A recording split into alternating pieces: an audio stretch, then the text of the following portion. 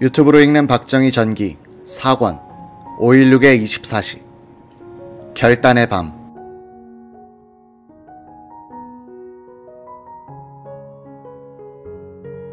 장도영 육군 참모총장은 이날 밤 거사 사실을 보고받고도 아주 한가하고 미온적인 대처를 했다는 비난을 면하기 어렵다.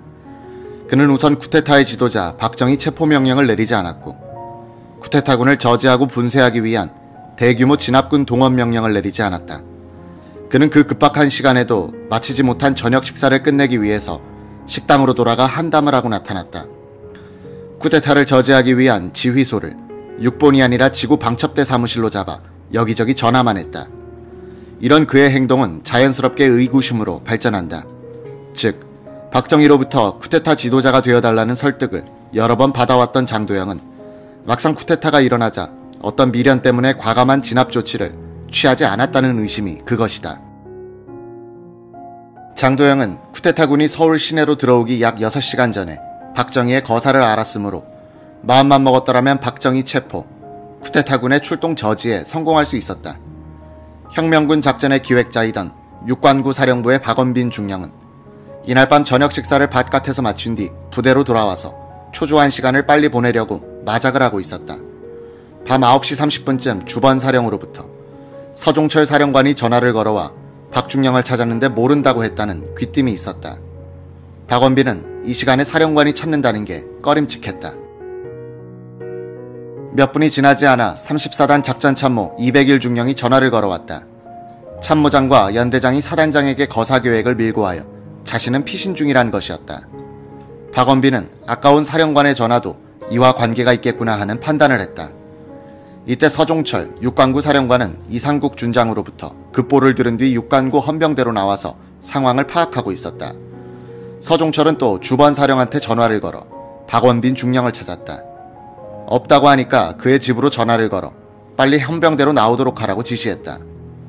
박원빈은 먼저 집으로 전화를 걸어 아내에게 말했다. 어디서 전화가 걸려오거든 사복으로 갈아입고 친구 아들 돌잔치에 갔다고 하시오. 그 직후 서종철 사령관이 직접 박원빈의 집으로 전화를 걸었다. 아내가 받아 남편이 시키는 대로 말하니까 서종철 소장은 사복을 입고 나갔습니까? 군복을 입고 나갔습니까? 하고 캐물었다는 것이다. 저도 외출했다가 방금 들어왔습니다. 알아보겠습니다. 이렇게 뜸을 들인 뒤 그녀는 사복을 입고 나갔다고 말한다는 게 군복을 입고 나갔습니다 라고 말해버렸다. 자신의 실언에 놀란 그녀는 어제 있었던 일이 생각났다. 남편이 외출 나갔다가 오더니 서류 뭉치를 주면서 땅속에 파묻어두라고 했던 것이다. 그 서류는 5.16 거사작전 계획서였다. 사령관의 전화를 받고 겁이 났던 박원빈 중령의 처는 서류를 불태우려고 아궁이에 넣고 성냥을 그었는데 손이 덜덜 떨려서 잘 되지도 않았다. 박원빈은 본부사령 개충의 소령을 불렀다. 사령부 경계를 철저히 하고 내 허가 없이는 누구도 출입시키지 말도록 지시한 뒤 그는 차를 내어 부평 33사단으로 달렸다. 33사단 작전참모 오학진 중령과 전투단장 이병엽 대령을 불러냈다. 박원빈은 34단은 정보가 누설되어 희망이 없다. 33사단은 꼭 제대로 출동해야 한다고 못을 받고는 돌아왔다.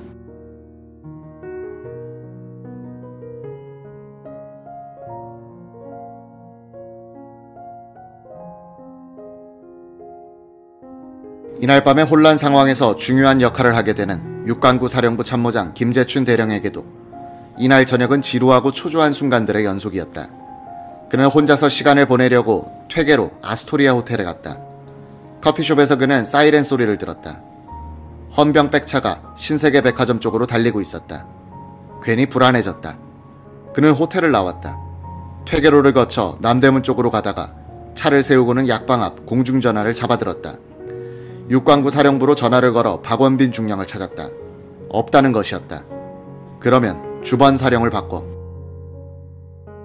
이경화 중령입니다. 지금 시내에서는 헌병 백차가 질주하고 있는데 사령부에는 아무 일이 없나? 지금 비상이 걸렸습니다. 전 장병들이 귀대하고 있습니다. 뭔가 잘못된 것 같습니다. 작전 참모 어딨어? 안 보입니다. 비상이 걸리니 우리 편이 아닌 장교들까지 소집돼 부대로 들어오고 있습니다. 알았다. 내 곧 들어간다.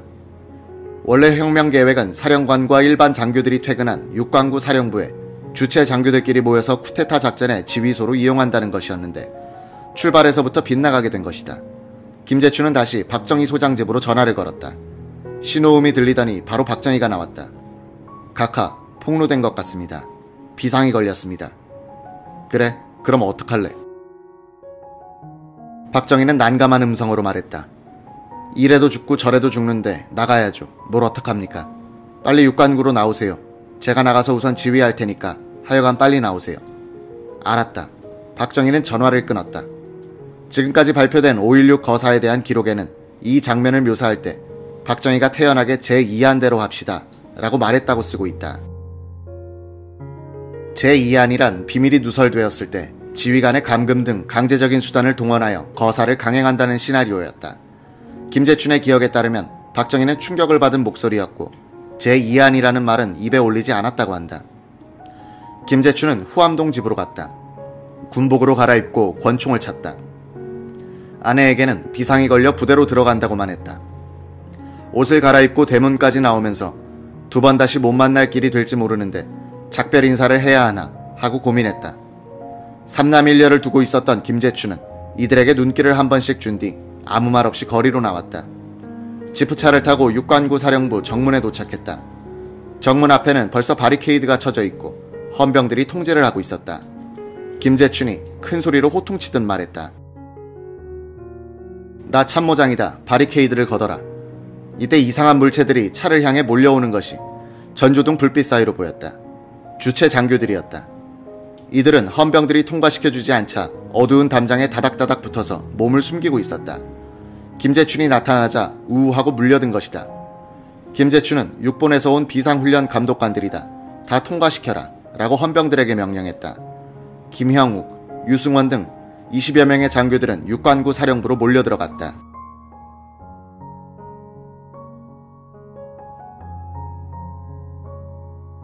(1961년 5월 15일) 유경수는 신당동 집에서 중대한 일을 앞두고 주변을 정리하는 모습을 보였다. 그네, 근영, 두 딸을 학교로 보낸 뒤 그녀는 집일을 거들어주던 아줌마를 불렀다. 고향에 가서 2, 3일 쉬다가 와요. 갑자기 고향은 왜요? 아줌마는 유경수의 고향 근처 마을에서 온 사람이었다. 날씨도 좋고 하니 쉬고 오라고 그러는 거예요. 유경수는 차비를 넉넉하게 주어 보냈다. 이날 박정희를 찾아오는 손님들이 잇따랐다. 김종필, 장태화, 이낙선은 안방에서 박정희와 함께 머리를 맞대고 종일 문건을 읽고 고치고 정사하고 있었다. 유경수는 이들에게 커피와 과일을 대접해 올리면서 틈만 나면 집안 구석구석을 뒤져 헌 옷가지와 빨랫거리를 찾아냈다. 딸이 완고한 아버지의 반대를 뿌리치고 박정희와 결혼한 이후 줄곧 같이 살아왔던 이경영은 딸의 거동이 수상스러워 불었다. 이 바쁜데 무슨 빨래냐, 무슨 일이 있느냐. 아무 염려 마셔요. 어머님 모르셔도 괜찮으셔요. 밤이 됐다. 유경수는 그네, 근영, 지만, 삼남매를 이경영이 데리고 안방에서 주무시도록 했다. 유경수는 빨래를 한 가지씩 다리미로 다려 차곡차곡 챙기고 있었다. 밤 10시가 지났다. 유경수는 박정희가 있던 방으로 건너갔다. 박정희는 장태화, 김종필, 이낙선과 함께 일어나 출동 준비를 하고 있었다. 유경수는 저 보세요 라고 불렀다. 유경수는 남편을 부를 때 여보세요라고 하지 않고 항상 저 보세요라고 했다. 그네 숙제 좀 봐주시고 나가세요. 박정희는 서슴없이 그러지 하고 아내를 따라 나갔다. 박정희는 책상에 앉아 공부를 하고 있던 국민학교 5학년생 그네를 굽어보고 윗못 외할머니 곁에서 잠들어 있는 근영, 지만에게 눈길을 주고는 나왔다. 장태화가 무슨 숙제입니까? 하고 물었다. 뭐 그림 그리는 거야. 장태화는 이 순간의 유경수와 박정희 모습을 오랫동안 기억했다.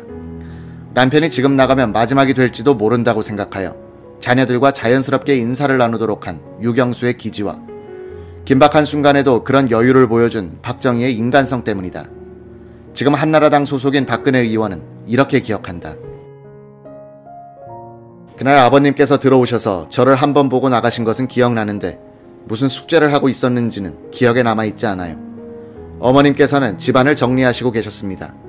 그날은 집안이 평소와 다르게 긴장되어 있었으나 저는 무슨 일이 있는지 알 수 없었습니다.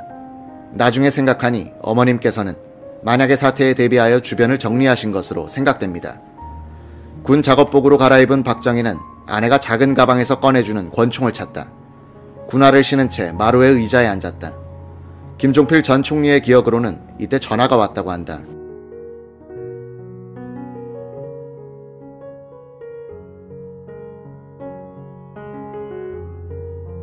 박정희가 받고 끊었는데 내용은 헌병들이 육관구 사령부로 몰려와서 혁명파 장교들을 체포하려고 한다는 것이었다고 한다. 박정희는 전화를 끊고는 잠시 생각에 잠기더라고 한다. 이때 한웅진 육군정보학교장과 장경순 육본 교육처장이 나타났다. 원래 두 사람은 김포 입구에 먼저 가 있다가 박정희와 만나기로 약속이 돼 있었다. 장경순 준장은 한웅진 준장이 묵고 있던 청진동 화신백화점 뒤 미화 호텔에 밤 10시쯤 나타났었다. 한웅진은 방에 없었다. 초조하게 기다리고 있는데 바깥에 나갔다가 돌아오는 한웅진을 만났다. 아니 한 장군, 이런 때 늑장을 부리면 어떻게 하오? 박정희 장군이 연락을 했다는데 우리더러 집으로 오라고 했어. 갑자기 그게 무슨 소리요? 틀림없어. 육성을 내가 들었어요. 두 사람은 지프차를 타고 신당동으로 달렸다. 마루에 앉아있던 박정희는 키 큰 두 장군이 나타나자 군화 신고 그냥 들어와요라고 했다. 박정희는 다 탈로 났어라고 말했다. 장경순의 기억에 따르면 박정희는 당황한 표정은 아니었고 무표정한 편이었다고 한다. 한웅진, 장경순 두 사람은 의자에 앉으려다가 그 말을 듣고는 일어서면서 갑시다 라고 거의 동시에 말했다고 한다. 박정희도 따라 일어서면서 갑시다 라고 했다. 모두 따라 나섰다. 박정희는 현관을 나서면서 아내에게 내일 아침 5시 라디오를 들어보 라고 했다. 김종필이 골목으로 나와보니 아까 붙어있던 지프 2대가 한편에서 계속 대기하고 있는 것이 보였다. 김종필은 방첩대에서 미행용으로 배치한 지프차라고 짐작했다. 김종필은 거사 계획이 이미 알려질 만큼 알려진 마당에 어차피 오늘 하룻밤만 넘기면 된다는 배짱으로 이 지프차에 대해서는 별로 신경을 쓰지 않으려고 했다. 2대의 지프차에는 조장 김응서가 지휘하는 7명의 506 부대 방첩대 요원들이 타고 있었다. 이들은 물론 권총으로 무장하고 있었다. 이들은 집 밖에는 승용차가 2대, 안에서는 수명의 음주 중이라는 보고를 무전으로 해놓고 대문 쪽을 지켜보고 있었다. 만약 이때 장도영이 박정희를 체포하라는 명령만 한마디 내렸더라면 이들은 큰 저항 없이 쿠데타 지도자를 체포함으로써 거사를 저지할 수 있는 위치에 있었던 것이다. 박정희는 대기 중이던 지프차에 탔다. 뒷자리에는 한웅진, 김종필이 올랐다. 장경수는 데리고 온 권천식 소령, 한웅진이 데리고 온 신동관 소령과 함께 뒷차에 탔다. 이때 한웅진은 아차 내 권총이라고 했다. 권총을 미화 호텔에 두고 온 것이다. 박정희가 탄 차는 청진동을 향해 달리기 시작했다. 장경순이 그 뒤를 따르는데 검은색 지프차가 중간에 끼어들었다.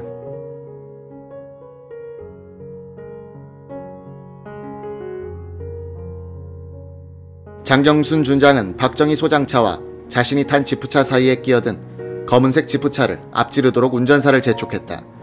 추월당한 검은 지프차는 금방 장경순의 차를 다시 앞질러 박정희 차를 바짝 뒤쫓고 있었다. 장경순은 문제의 지프차가 군 수사기관에서 미행으로 붙인 것임을 직감했다. 박정희가 탄 차는 화신백화점 뒤편에 있던 미화호텔 앞 길가에 멈췄다. 미행차는 보이지 않았다. 한웅진 준장이 호텔 객실에 두고 온 권총을 가지러 간 사이 장경수는 박정희에게 다가갔다. 각하, 미행당하고 있습니다. 제가 처치하고 갈 테니까 빨리 가십시오. 한웅진은 두 자루의 소련제 권총을 들고 나왔다. 박정희는 차고 있던 45구경 권총을 소련제로 바꿔찼다. 박정희가 탄 앞차가 다시 출발해 안국동 쪽으로 달리자 어느새 미행차가 나타나 따라붙는 게 아닌가. 안국동, 중앙청, 시청을 거쳐 서울역 쪽으로 가느냐, 소공동, 한국은행 쪽으로 가느냐의 갈림에서 장경수는 미행차를 가로막고 박정희가 탄 차를 서울역 쪽으로 달리게 한 뒤 한국은행 쪽으로 유도하려고 소공로로 달렸다. 뒤돌아보니 미행차는 속지 않고 박정희 차를 따라가는 것이었다. 장경순이 탄 차가 다시 미행차를 추월했다. 장경수는 권총에 실탄을 장전했다. 아무래도 처치해야겠다고 서두르는데 미행차는 삼각지를 지나서 한강 인도교를 눈앞에 두고 어디론가 사라져버렸다. 미행차에 탔던 김응서 대위는 이때 무전으로 11시쯤 박정희 소장을 포함한 2~3명이 신당동 자택을 출발하여 지금 삼각지를 지나 한강 인도교를 건넜습니다. 라고 506 부대로 보고한 뒤 철수한 것이다. 한강 인도교를 넘기 직전 박정희와 동행했던 김종필이 내렸다. 김종필은 일이 잘못되면 이것이 마지막이 될지 모른다는 생각에서 처삼촌을 전송하는 기분으로 여기까지 따라온 것이다. 김종필은 내리면서 내일 새벽에 뵙겠습니다. 라고 인사했다. 김종필은 뒤따라온 자신의 지프차를 타고는 안국동 광명인쇄소로 달렸다. 장경수는 미행차를 따돌린다고 이리저리 차를 몰게 하는 바람에 한강 인도교를 넘었을 때는 박정희 차를 놓쳐버렸다. 사육신묘를 지나 길이 영등포와 김포 방향으로 갈라지는 곳에 갔더니 박정희가 지프차를 세워놓고 내려서 기다리고 있었다. 뛰어오는 장경순에게 왜 늦었소? 라고 한마디 한 박정희는 다시 차에 올라 영등포 육관구 사령부로 향했다. 이 시간 이석재 중령은 육관구 사령부 앞에서 애타는 순간들을 보내고 있었다. 이 중령은 집을 나올 때 45구경 권총은 허리에 차고 작은 리볼버는 바지 호주머니에 넣었다. 불안한 만큼 권총에 집착하게 됐다. 이석재는 권총을 만지면서 하루 전날 마지막 작전 회의에서 박정희가 당부하던 말을 떠올렸다. 무고한 사람을 다치게 하지 말 것, 문제는 순리대로 풀 것, 그리고 시민들에게는 친절할 것. 밤 10시 이석재는 지프차를 타고 노량진의 한 다방에서 유승원 대령, 이형주 중령 등과 만났다. 이석재만이 차를 가지고 나왔다. 행정반장인 이석재는 자신의 지프 뒷자리에 6개의 서류 보따리를 두고 있었다. 집권 후에 필요한 서류들이었다. 부처별로 추진할 정책안, 민주당의 주요 정책안, 장차 기용할 인물들의 명단과 이들에 대한 자료, 혁명 초기에 사용할 각종 전단, 방송문, 성명서, 대외 메시지, 후진국 경제자료, 입법자료, 혁명 법령 따위가 들어있는 보따리 때문에 뒷자리에는 이영주만 탈 수 있었다. 차가 육관구 사령부 정문에 도착했다. 무장한 헌병들이 지키고 있었다. 6본 검열단에서 왔다고 해도 통과시켜주지 않았다. 뭔가 심상치 않게 돌아간다고 생각한 이석재는 차를 돌려 사령부에서 멀찌감치 떨어진 곳에 세웠다. 차에서 내린 이석재는 정문 부근에 20여 명의 장교들이 어둠 속에 몸을 숨기고 있는 것을 봤다. 그들에게 다가가서 박 장군 오셨나? 라고 물었다. 아직 오지 않았다는 것이었다. 이석재는 불길한 생각이 들었다. 어제 마지막 작전 회의가 생각났다. 혁명군 출동 계획을 짠 박원빈 중령을 향해서 이석재는 이렇게 말했다고 한다. 혁명에 동조하지 않는 출동부대의 지휘관들에 대한 조치 내용이 없습니다. 이들 지휘관들은 사전에 연금시키고 통신은 두절시켜야 합니다. 만약 반혁명 세력이 선수를 쳐서 부대를 장악하면 병력 동원에 실패할지도 모릅니다. 박원빈 중령은 뭐 그럴 것까지 있나 라는 태도였고 박정희도 침묵을 지켜 이석재의 건의는 묵살됐다. 이석재는 속으로 박원빈이 내 말을 듣지 않더니 하는 원망이 생기더라고 한다.